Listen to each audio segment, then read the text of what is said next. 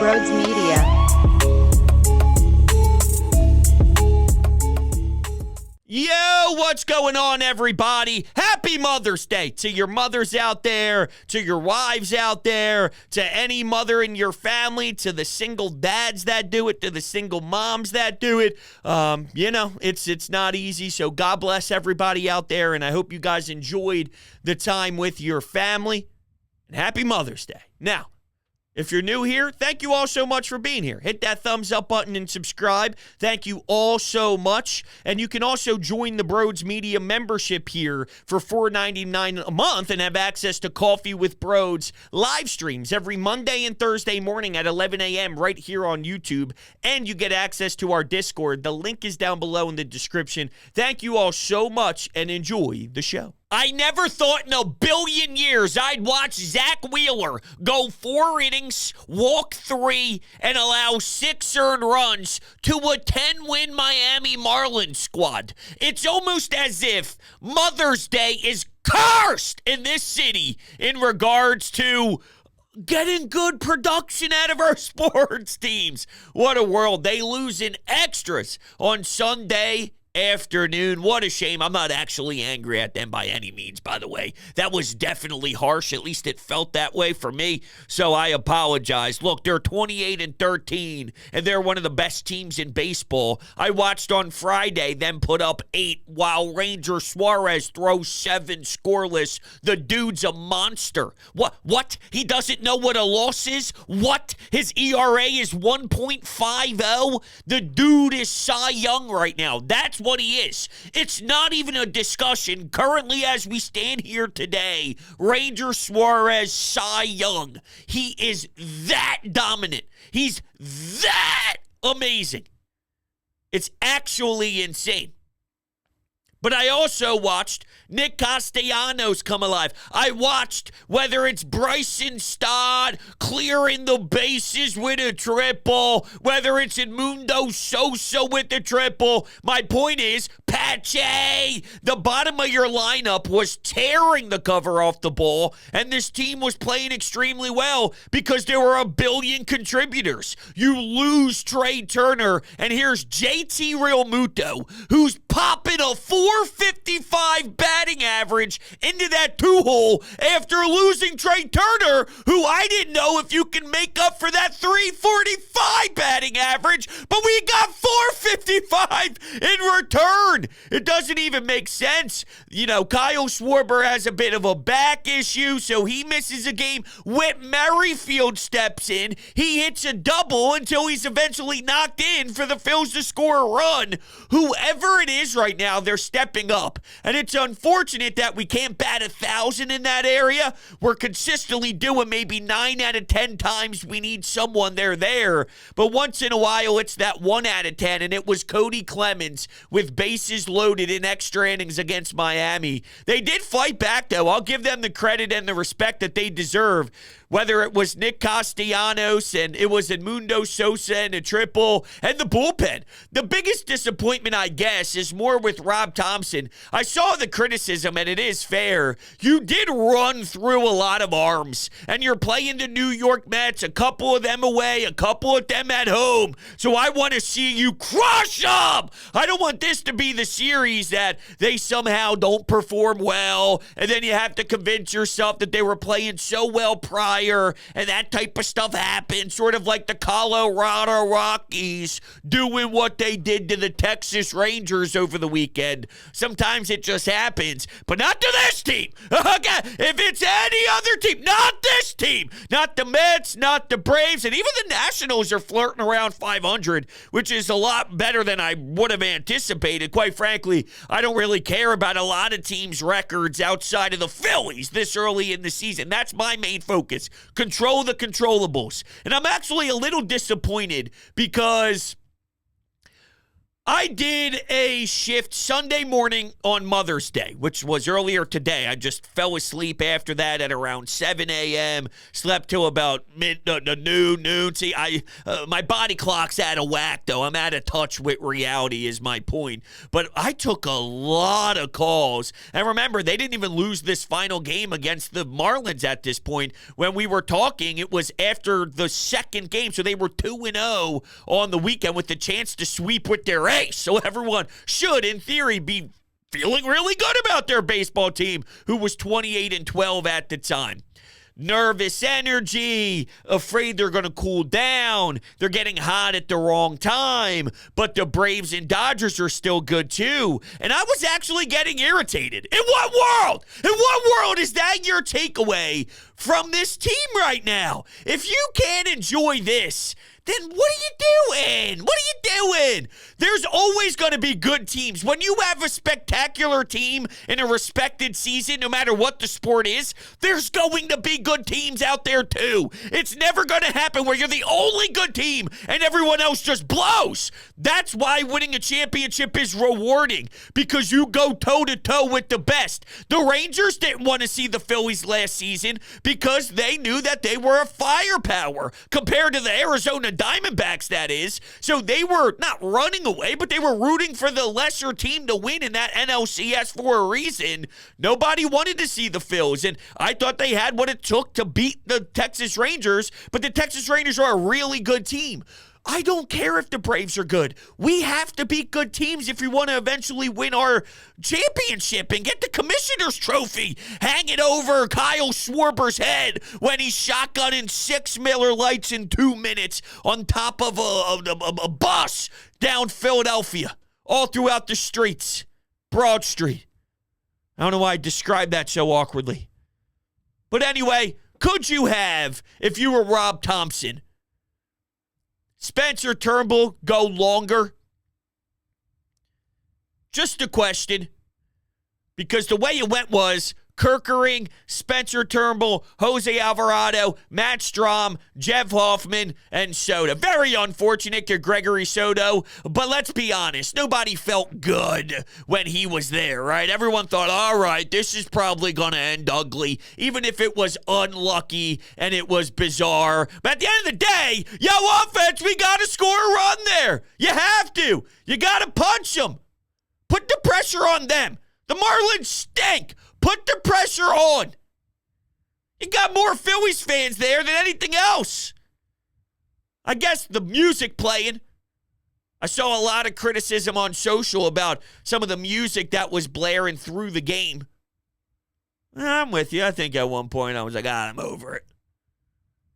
But that ballpark is boring as hell. That's got to be so brutal to experience what you experience here, and then you have to go on the road to play Miami, and you get that disgusting amount of crowd on a night-to-night basis. It's crazy. But all right, let's take a listen to Ricky Bo and Michael Barkan on NBC Sports Philadelphia on Post Game Live talking about what they saw from Zack Wheeler's effort in Miami. Zack Wheeler, 1.64 ERA coming in, 2.53 coming out. Still a good number. It's a great number. It was a bad game. This was just not what we come to expect from Zack Wheeler. You look at his first inning. What did he throw? 8 pitches in the first inning. He goes out there like he's dealing. Seriously, we're watching the game. What is the first thought you have when he goes out there on 8 pitches in the first inning? He's going to deal. That's what you're thinking. He's just going to cruise through this game. That wasn't the case. It just was not the case. He could not find it after that first inning. And then his pitch count going way up and kind of stayed up throughout the rest of the game, and he just didn't have it. I mean, Bottom line is, one of your best starters, one of the best starters in baseball, goes 4 innings. He just doesn't have it. He had 3 walks in this game, gave up 6 hits, 6 earned runs, and 3. I mean, I don't know. It's just that was not a good game for Zack Wheeler. No, it was absolutely insane. I've never seen Zack Wheeler look that out of touch, just out of control. He did not have the normal zip on his stuff. Like, I need it to be perfectly executed with command. That dude would have nasty zip and locate it, dot it right where it needs to be, and he was lost. And that's why I don't agree with what's being thrown around town a little bit. And I don't think it was to create any sort of agenda or imply anything, but it is awkward timing bringing up his splits when JT Realmuto catches compared to Garrett Stubbs catching. And keep in mind, the plan was JT, but when he showed up to the ballpark and didn't necessarily feel 100%, that's when the Phillies elected to say, all right, sit down, let's not put any pressure on you, let's just have Garrett Stubbs play, because this team is battling a ton. All right, Kyle Schwarber has a back problem. He ends up not going. Bryce Harper on Saturday evening, there's no way you felt good when you saw him swing the bat violently as hell, which is what he always does. He goes 0 for 5 with 3 strikeouts in that one, and you could tell that he needed a second. He grimaced. He took a few steps out of the batter's box. He had to take a couple of deep breaths, and that's never a good sign. And guess what? That's not going anywhere with Bryce Harper, so he just has to perform through it because, well, he dealt with it in spring training. His swing is very aggressive. It's a toxic swing, the way his torso has that torque to it. So it's very insane.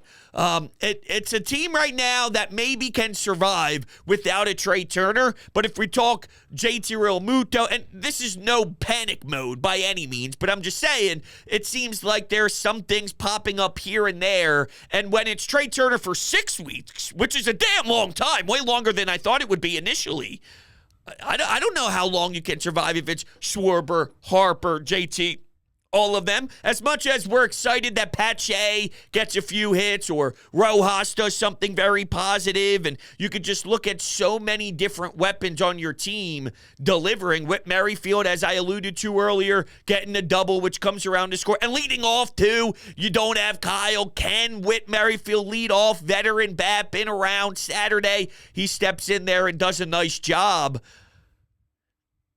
That only lasts so long. And the more and more things continue to pop up, you can't play with fire forever, is my point. So I just hope this doesn't get exaggerated into anything worse. But here's what some of the narrative stuff is with the catchers between Wheeler and Stubbs and Wheeler and JT. JT has 94 career starts with, or did I say JT? I forgot. I'm restarting. Sorry. Zack Wheeler, in 94 career starts with JT Realmuto catching, has a sub-3 ERA with a 5 strikeout to walk ratio. Zack Wheeler, in 7 career starts with Garrett Stubbs catching, he's got a 6+ ERA with a pretty much 2 Ks per walk ratio. So, I mean, those are significantly different. But when I watched this outing, when I watched Wheeler, that seemed to be a Wheeler problem today. Very rare. He's human, and unfortunately, it's going to happen. It's a good thing it happened when the team is playing red hot and you already won the series, because I could see this happening when everything rains and it pours on you.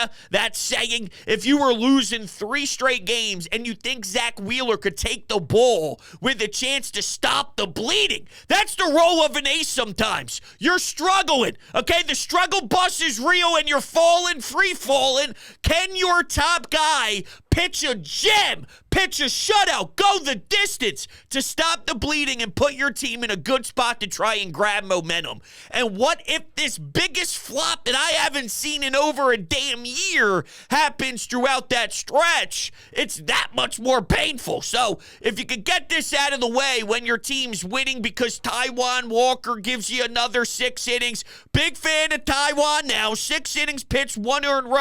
Not that I wasn't calling him a pro before, because I always said he was a veteran arm. When I say pro, I'm referencing veteran inning eater arm, okay? I probably have annoyed a lot of you for how many times I've mentioned that. Here's his numbers since starting with the Philadelphia Phillies. Taijuan Walker is 18-6 and 24-10 in 34 career starts.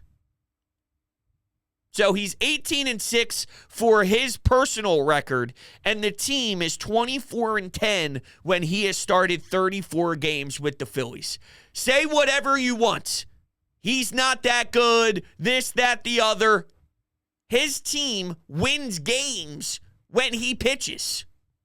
I don't know exactly how it all adds up because I've watched him struggle last season with his first innings. But then there would be times he'd settle in. Maybe those first innings, we were so heartbroken, so pissed, so disgusted that we weren't really giving him credit when it was warranted, when he battled and settled in and things of that nature. I don't know. I'm just trying to relive it. But the numbers tell you what the numbers are. And he throws 175-plus innings. This starting rotation is sickening. And I say that in a good way. It's scary as hell if you're on the other side, and having a nice piece like Spencer Turnbull in the pen, I just thought maybe you could have got more out of him, truly.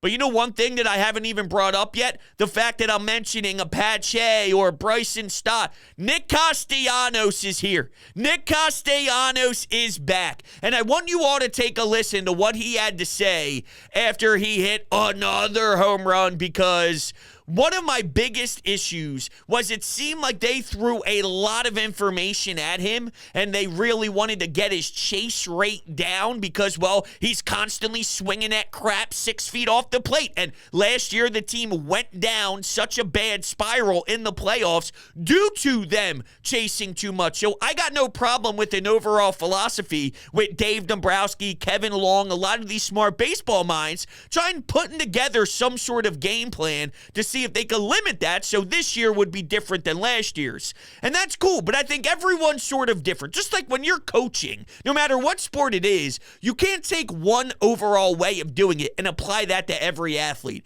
You have to react to how they accept coaching and work through that. So you could coach me differently than you can coach the first pair of defensemen. You can coach a second line forward differently than you can coach a second man, D-man, and it's all personality based as well. But the reason I bring that up is this is the same guy that said, I didn't get no college degree here. I'm just going to smash baseballs. I might have botched that completely. But the point is, the guy just wants to go up there and hit. The guy just wants to hit bombs. The guy just wants to play simplistic and let the game come to him. He doesn't seem to be a let me study every single little number ever thrown at me and put it in the back of my mind so I can think about it every single time I'm in the box. Imagine playing golf, okay? Because I know whenever I'm over top of the ball, I'm thinking of my shoulders, I'm thinking of my torso, I'm thinking of my hips, I'm thinking about moving my body properly. You know what ends up happening? I fucking shank it 5 feet to the left. 5 feet, 50 feet, 500 feet to the left, okay? Because I'm overthinking. Instead of just letting the swing happen naturally. That was the problem with Nick Castellanos, and he explained that. Take a listen. I just feel like my swings are more loose, you know, free. Not worried so much about like chasing or being so hard on myself, like trying to have a plan or whatnot. Just go up there with no thoughts and just swing, see ball, hit ball. My whole career, I've never had a plan. I've never looked for a pitch. It's basically the game is glorified batting practice. And that's when I've always been at my best. And, you know, I think that I just really tried to be something that I wasn't in the beginning of the season. And myself a little bit, but I'm getting out of it. Now, it makes a lot of sense. It really does.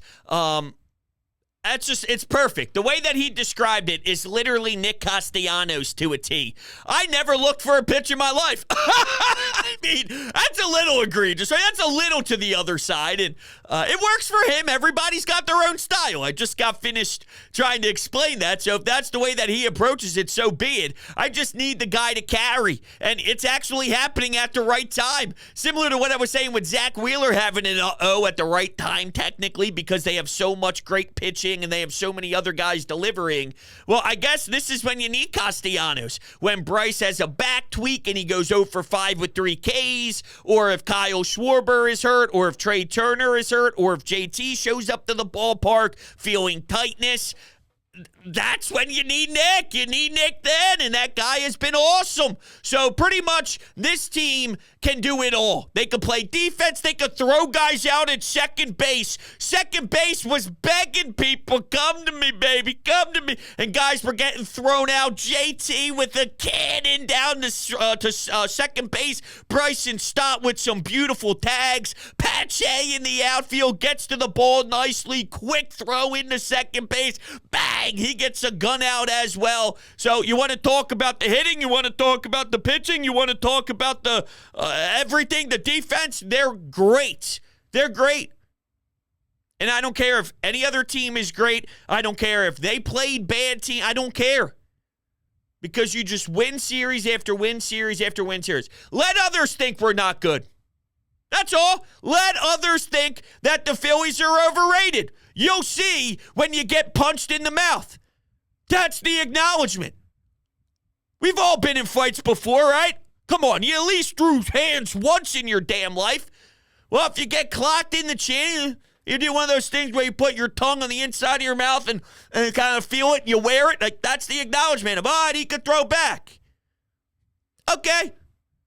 You wait when Kyle Schwarber hits a leadoff bomb. Phils are up 1-0. Here's Ranger Suarez trotting to the mound. You're fucking cooked is what's going to go down. Done. It's just how it is. You guys want to hear Bryson Stott's triple? The call from Tom McCarthy? Okay, I agree. I would like to hear that as well. Grounded over the bag down the right field line. This should clear the bases. One is in. Ball will score. Castellanos to third. The ball kicks away. Castellanos will score. Stott will go to third. It's a 3-run triple. And the Phillies have taken the lead. That's so sick. Stotty! Stotty needed it big time. And it's just nice, man. It's nice to see him step in. It's just so cool to see who it's going to be. You know what's fun about it? It's less about if it's going to happen. It's about when it's going to happen and who's going to come up clutch. I was over at my mother's house at the time of the game in the afternoon. My wife and I went there, brought Brooklyn over. My grandmother was there. It was a super good time. And when I say they, I'm talking the Marlins, started to take the lead. There was a big jack off of Zack Wheeler. My mom sort of went, it's only the blank inning. I forget what inning it was at the time. It's only the blank inning. There's plenty of baseball left. I say, Ma, Lisa, let me tell you something. This is one of the best teams in baseball. If it's the 9th inning and they're down 3 runs, with this power, with this pop, with this never going to a quit type of fight, I'd stop at least. Let me explain something to you. This team's got the stone. This team's got the cojones. It'll be all right. And exactly what? They tie it up. Brandon Marsh gets a sac fly. Sosa and Mundo! For some reason, I love that tweet. Whenever he does something popping, whenever he's doing some magical things out there, and Mundo! With 5 exclamation points, hit send tweet. Because that dude plays with his hairs on fire when he's rocking, baby. I love it to death. But this team always has the fight in them. And when they're down 6-3 after Nick Castellanos hits them nice and early with a jack of his own, to never give up, I find so much great DNA in that. So it just sucks that they fell against this Marlins team, but sometimes it just ends up happening, and the extra innings got a little annoying there with how the Soto thing happened. So Bryce Harper was the DH in this final game, just to give you what he did because of the back injury I brought up the day before. He was intentionally walked in the 10th inning. He struck out in the 8th inning. He had a single, so a couple of walks and a single with the strikeout, but he did come around to score twice. So he was active on the base paths, and that is obviously big. And Yeah, Stubbs over, Pache over, Brandon Marsh over, that Clemens AB for Sosa after Sosa already did it. And you can see as he was having his bat in his hands and he was running back towards the dugout when Cody Clemens was getting the nod, he gave him that little pat on the ass of encouragement. Like, all right, baby, I did my thing. Now it's time to do yours. And the way Cody Clemens has actually delivered with home runs, I thought, hey, there's a chance here that we get a grand salami. I don't know if I would have emotionally been able to handle it at the time. Would have been bad because I was chugging a shit ton of coffee at that point too. So I had the jitters. So it would have been a mix of the jitters, adrenaline rush, the whole shebang. It probably would have been bad. All right, let's go to the Anytime Hotline and hear from the beautiful people out there and the reaction from the weekend as the Phils now stand here at 28-13 and still one of the most powerful squads in all of ball. Unimpressed is what I have to say about the Phillies right now. What? Unimpressed. What? Zack Wheeler, for all the complaining that you're doing about the starts and everything, Come on. you better straighten up, dude. What? I'm serious. What? Because I didn't like the outing. You're going to be pulled soon. You just gave up a 3-runner to Josh Bell, of all people, who's hitting at the Mendoza line. So, Josh Bell. be better. That's all I can say. I don't know, man. I don't share the same level of Zack Wheeler frustration today. I mean, I'm not happy with what he did, but there's a few guys, whether you like it or not, whether it's fair or not, there's a few guys that deserve a way longer leash. For example, if Ranger Suarez, as he's posting a 1.50 ERA, he hasn't lost, he's throwing shutty type of outings, 7 innings, scoreless ball. If he has a 4-inning effort with 4 walks and 6 earned runs his next time around the rotation, guess what? That dude gets a free pass. That's just how it goes. And with Zack Wheeler, the guy deserves a free pass. I don't know what to tell you. It was very uncharacteristic. But more times than not, that guy is on a different level. I mean, that guy's one of the best in all of baseball. One of the best in the entire sport. Like, that's how good Zack Wheeler is. One of the best in the entire sport. There are some teams that have pieces that get that. Garrett Cole gets that in New York. Justin Verlander with the Houston Astros get that. There's always been that sort of a little internal battle, I think, with Clayton Kershaw over the years with the Dodgers fans, I think, from an outsider looking in. But all I have to say is I don't feel similar to that call at all. I don't know if I'm the only one or not. I'm sort of dumbfounded here. If you can't see in my face, it just looked like I was, I don't know, lost my mind, quite frankly, and I did. Let's go to Amadeo. Okay, let's be real here. They were not getting out of Miami without some type of stupid bullshit happening, and that just exactly was that moment with, honestly, a very funny moment with, so it just bounces off of his glove into the outfield. Funny Honestly, to who? I just laughed. I was like, of course. Of course that was the case. Funny to who? But there is no reason to overreact to this. I hope you don't overreact to this, Hunter. You won a series. You haven't lost a series since April 3rd. Basically since that second series against Cincinnati in those first 2 series of the season, when you lost those 2, it's basically been series win, series split, or sweeps. So you're winning series, and you won this series today. Yeah, you should have won this game. You definitely should have. Zack Wheeler was not good enough today, and it was definitely odd to see Zack Wheeler be that off, especially against this bad of a team in the Miami Marlins. And, yeah, you scored 6 runs. Yeah, you wish you would have got that clutch hit, but sometimes you're not always going to get the clutch hit in situations, and sadly that happened to be the case in that 10th inning with Cody Clemens. And also the short bench doesn't help you with some guys being out there. So that definitely, you have some matchups in certain spots where you don't want them. But sometimes you got to battle through that. Sadly, that wasn't the case today. So I am a little disappointed there, Amadeo. You said please don't overreact. Did you mean to tell me that you clicked on this video thinking I would be absolutely outraged? That I would be angry? See, when I do the day-by-day pods, and when it gets more into the grind of summer, Yeah, if it was a night-to-night reaction, I just react to what happened on that particular day. And if it was bad, then I'd probably be angry for that night. It is what it is. Then you move on to the next game. That's the way I handle things. I talk about how I'm feeling in the moment. But when I do some of these, let's discuss a series pod, and let's look at the whole thing, and let's look at the body of work, and look at a team who is the best in the sport, and a team that's at the top of the list with all of the best teams in the sport. Come on, you think I'm going to overreact? Yeah, I mean, I take that a little personal, you know what I'm saying? Because everybody knows that this mind right here is filled with logic, common sense, and smarts. It's just what they say. I'll let Zach take it away from here. Well, that's a tough one to lose as the Phillies get walked off 7-6. And boy, Zack Wheeler really got touched up today. I'm not used to seeing him like that. But Nicky Castellanos, boy, does he like playing in his hometown. He is hot right now.